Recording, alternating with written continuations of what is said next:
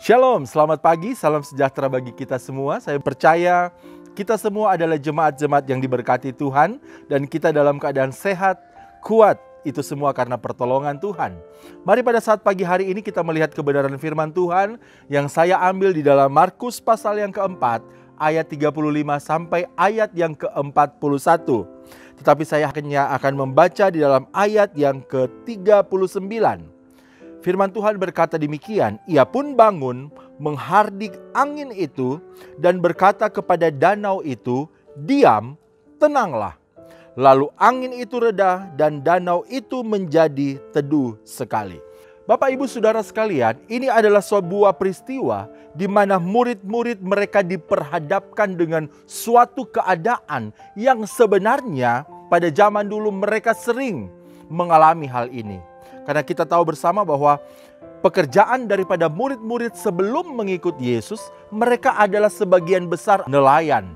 Sehingga mereka terbiasa dengan yang namanya ombak, mereka terbiasa dengan yang namanya angin dan badai.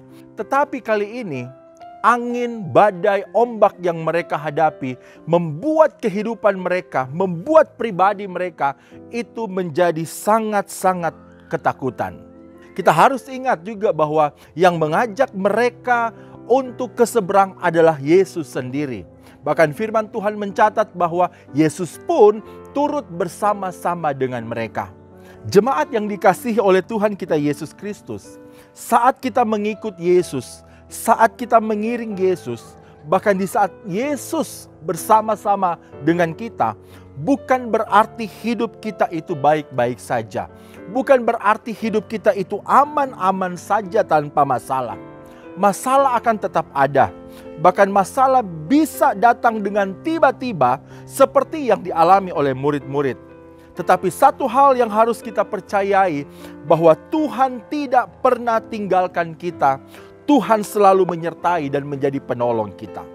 Mungkin saat ini kita berpikir, kenapa sih harus ada masalah? Kenapa harus ada badai di dalam perjalanan kehidupan ini?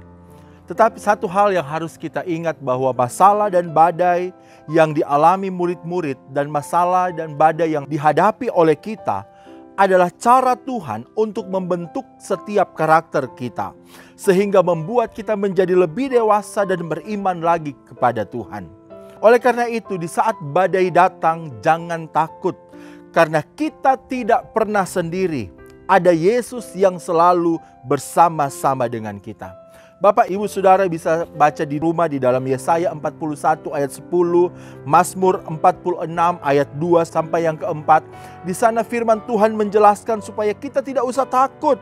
Karena Dia adalah tempat perlindungan kita. Dia adalah sumber pertolongan kita. Bapak, Ibu, Saudara yang dikasihi oleh Tuhan kita Yesus Kristus. Ketakutan yang sangat besar yang dialami oleh murid-murid membuat mereka merasa bahwa pada saat itu Yesus tidak peduli dengan mereka. Mereka merasa bahwa Yesus membiarkan mereka sehingga mereka akan binasa. Mungkin juga seperti kita.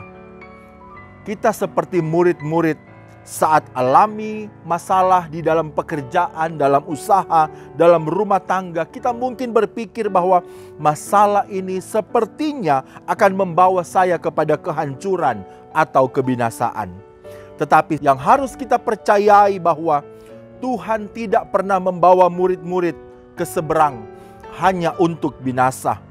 Tuhan juga tidak membawa kita sampai sejauh ini hanya untuk kita mengalami kegagalan, hanya untuk kita mengalami kebinasaan dan kehancuran. Tetapi Dia adalah Tuhan yang peduli tentang setiap persoalan-persoalan kita. Jalannya mungkin memang bergelombang, ada taufan, tapi Yesus Kristus itu berkuasa atas alam semesta. Sehingga Dia cukup berkata kepada segala masalahmu, diam, tenanglah. Mari Bapak Ibu Saudara yang kekasih di dalam Tuhan kita Yesus Kristus. Biarlah kita mau tetap pahami hati Tuhan. Pahami isi hati Tuhan. Bahwa Dia tidak pernah menginginkan setiap kehidupan kita untuk binasa. Dia rela datang ke dunia ini. Menyelamatkan saya dan saudara. Semua yang terbaik Dia sudah berikan buat kita. Sehingga satu hal, keselamatan, pertolongan, anugerah itu akan tetap menjadi bagian kita. Marilah kita mau tetap pahami bahwa badai dalam hidup ini adalah sebuah media di tangan Tuhan untuk membentuk kita menjadi lebih baik, menjadi lebih kuat, dan lebih mengandalkan Tuhan. Dan kabar baiknya, Tuhan kita adalah Tuhan yang lebih besar dari setiap persoalan dan permasalahan kita. Puji Tuhan, Tuhan memberkati kita semua. Mari kita berdoa. Terima kasih Tuhan Yesus untuk kebaikan-Mu dan anugerah-Mu buat kami.